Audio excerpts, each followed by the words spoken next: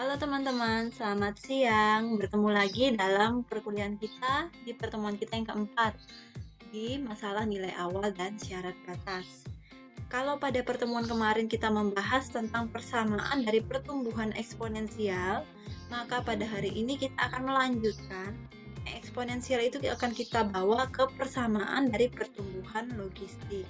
Jadi kita akan lihat modelnya itu yang seperti apa.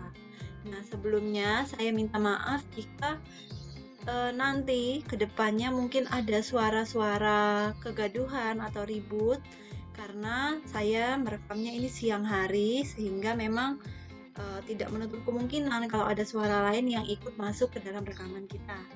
Gitu ya. Oke, kita next. Di model eksponensial, itu kita bisa lihat bahwa model ini ketika populasinya cukup kecil, kemudian rentang waktunya cukup pendek, itu cukup baik digunakan untuk mencari prediksi gitu ya.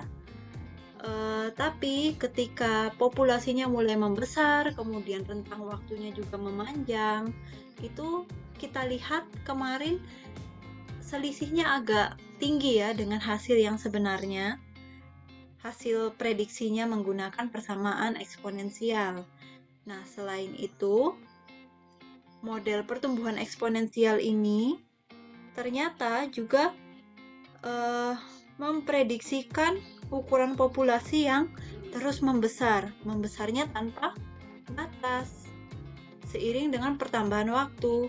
Padahal kalau dalam kehidupan real, bahkan bakteri sekalipun pertumbuhannya seiring dengan berjalannya waktu kan ada penekanan ya teman-teman ya, walaupun pertumbuhannya cepat, tapi seiring berjalannya waktu kita juga dapat ada penekanan, ada faktor yang menghambat pertumbuhannya juga sehingga nanti pertumbuhan itu jadi melambat. Nah, ini tidak hanya berlaku untuk bakteri saja teman-teman. Jadi kita manusia, kemudian tumbuhan, hewan seperti itu. Jadi tetap akan ada faktor yang menghambat suatu pertumbuhan sehingga yang awalnya mungkin terlihat pesat, terlihat cepat, itu nanti seiring berjalannya waktu akan melambat sendiri menuju ke suatu keadaan tertentu.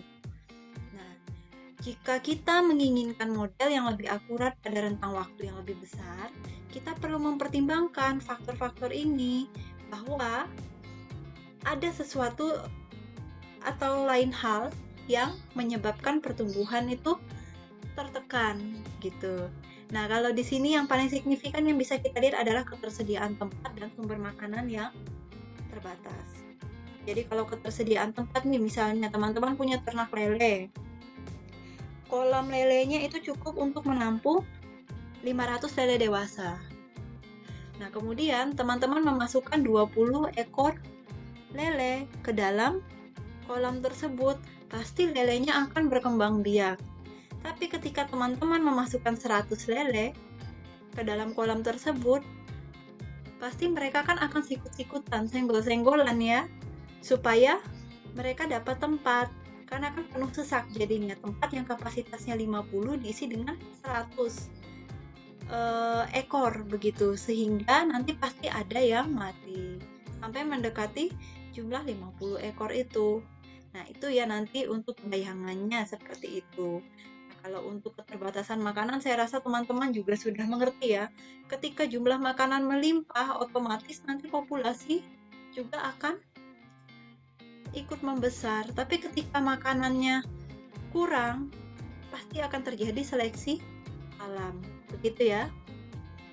Nah, untuk menyesuaikan persamaan pertumbuhan eksponensial pada lingkungan dan sumber makanan yang terbatas, maka kita perlu menambahkan asumsi pada persamaan eksponensial.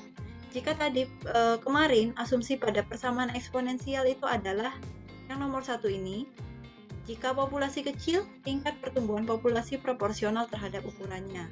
Maka kita tambah dengan yang kedua ini, kita masukkan faktor-faktor pembatasnya. Jika populasi terlalu besar untuk lingkungan dan sumber makanan yang tersedia, populasi akan berkurang. Dengan kata lain, tingkat pertumbuhan ini akan bernilai negatif. Nah, asumsi kita dua ini tentang keterbatasan sumber makanan itu menghasilkan kuantitas lain ya teman-teman, terutama yang kedua. yaitu ukuran dari populasi yang berkorespondensi dengan ukuran terlalu besar. Nah, ini tadi. Nah, kuantitas ini misalnya kita sebut sebagai N atau carrying capacity-nya. Kalau tadi misalnya kita menggunakan contoh kolam lele, 50 yaitu batas ketersediaan maksimal dari lele yang bisa kita tempatkan di kolam itu misalnya 50, maka N-nya itu sama dengan 50 atau carrying capacity-nya. Kapasitas maksimalnya nanti adalah 50. Begitu. Rasa jelas ya? Nah, selanjutnya kita asumsikan ukuran populasi pada suatu waktu tertentu itu sebagai PT. Nah, PT itu akan naik jika PT itu kurang daripada N, di mana N tadi adalah carrying capacity-nya. Akan tetapi jika PT itu lebih besar daripada N, maka PT akan turun. Gitu. Sama seperti kasus lele tadi. Ketika lelenya kamu masukkan 20 ekor ke dalam kolam yang muatnya 50, dia pasti akan bertumbuh. Tapi ketika 100 ekor yang kamu masukkan, mereka pasti sikut-sikutan. Pasti ada yang mati sampai akhirnya mendekati jumlah 50. Begitu ya. Nah, menggunakan pola ini, kita nyatakan kembali asumsi kita sebagai yang pertama, tingkat pertumbuhannya dp per dt itu kurang sekitaran Kp. Ini persamaan eksponensial, jadi tidak ada yang berbeda ya. Ini pertumbuhan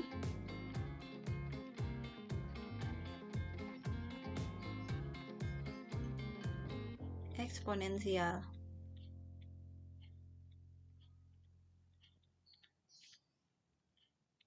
Nah, jika P lebih besar daripada N, maka tadi tingkat pertumbuhannya turun, atau dP per dt ini kurang daripada 0. Jadi tingkat pertumbuhan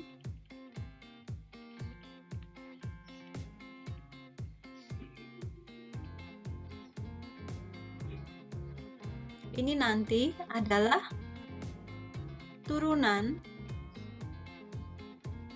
dari ukuran populasi terhadap waktu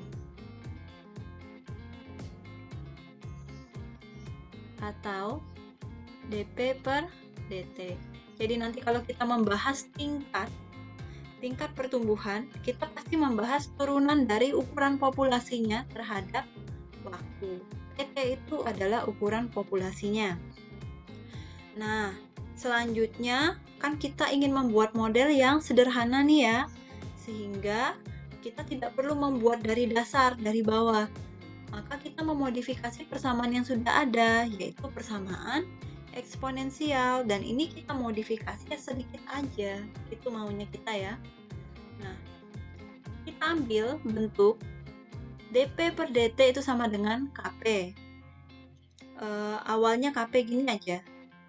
Kp itu persamaan eksponensial. Nah, kemudian kita mau tambahkan satu faktor lagi nih di sini, supaya titik-titiknya ini ada isinya. Jadi titik-titik ini nanti yang merupakan faktor yang mewakili asumsi-asumsi kita tadi, dua asumsi kita.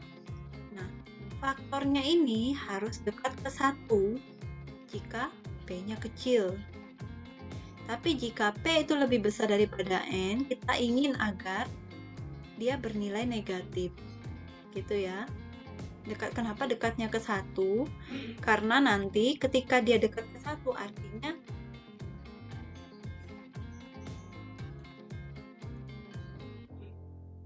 ketika dia dekat ke 1 artinya nanti dia menuju ke persamaan eksponensial. Jadi kalau misalnya kalian tanya 1 itu apa, Bu? Jadi ketika nanti faktornya, kalau ini kecil ya, kalau P-nya kecil, kan tadi kita mau mengarahkan dia ke persamaan eksponensial ya. Sehingga semakin dia kecil, kemudian dia mendekati 1, maka nanti dia akan mengikuti persamaan eksponensial. Nah, faktor yang paling aman supaya kalau kita kalikan nanti dia balik ke persamaan eksponensial itu adalah 1. Gitu ya teman-teman, karena K dikali 1 kali P kan nanti persamaan eksponensial, begitu ya. Nah, tapi Jika P ini lebih besar daripada N, kita mau si faktornya ini nilainya negatif. Gitu. Nah, ekspresi yang paling sederhana yang dapat kita bentuk itu adalah 1 min P per N. Begitu ya. Nah, kita perhatikan jika P-nya 0, ekspresinya akan bernilai 1. Artinya kita akan balik ke persamaan eksponensial. Dan akan bernilai negatif ketika P-nya itu lebih besar daripada N. Ketika P lebih besar daripada N, ini kan 1 koma ya biasanya. Kalau P sama dengan N, nanti hasilnya sama dengan 1. Jadi 1 kurang 1 sama dengan 0. Tapi ketika P lebih besar daripada N, nanti nilainya kan pasti 1 koma. Kalau dia 1 koma, ini pasti 1 dikurangi 1 koma kan hasilnya negatif ya teman-teman ya. Maka nanti kita peroleh modelnya jadi dP per dt itu dikali K titik-titik ini kita ganti dengan faktor yang sudah kita peroleh tadi, 1 min P per N dikali P. Begitu ya. Nah, persamaan yang kita buat itu kita sebut sebagai model pertumbuhan logistik dengan tingkat pertumbuhan K dan carrying capacity N. Begitu. Nah, kita mau cari nih sekarang solusi equilibriumnya atau solusi titik equilibrium ya. Nah, kalau kita mau mencari solusinya, turunannya ini harus kita samakan dengan 0. Kalau ini kita samakan dengan 0, maka nanti kita peroleh kan bentuk ini ya teman-teman ya. Kalau seperti ini bentuk perkalian. K-nya bisa kita hilangkan dengan membagi kedua ruas dengan K. Sehingga nanti di sini jadinya 1 min P per N. P sama dengan 0. Gini ya teman-teman ya. Nah, dari sini ini kan ada dua faktor ya. Ada, saya tulis di bawah, 1 min P per N sama dengan 0 atau P itu sama dengan 0. Nah, kalau yang di sini ini jadinya 1 sama dengan P per N. Kita langsung aja ya. Atau P sama dengan 0. Jadi nanti kita peroleh P sama dengan N atau P sama dengan 0. Nah, ini adalah solusi equilibriumnya. Nah, fungsi konstan. Nah, ini kan apa ya? Jadinya bentuknya fungsi konstan ya.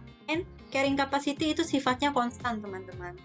Jadi, jangan bingung ketika nanti kalian diminta mencari turunan dari carrying capacity. Jangan bingung karena carrying capacity itu bukan fungsi. Jadi merupakan konstanta. Gitu. Seperti yang tadi, kolam lele punya carrying capacity 50 ekor. Kan konstanta ya teman-teman ya. 50-nya itu kan tidak akan berubah. Begitu. Nah,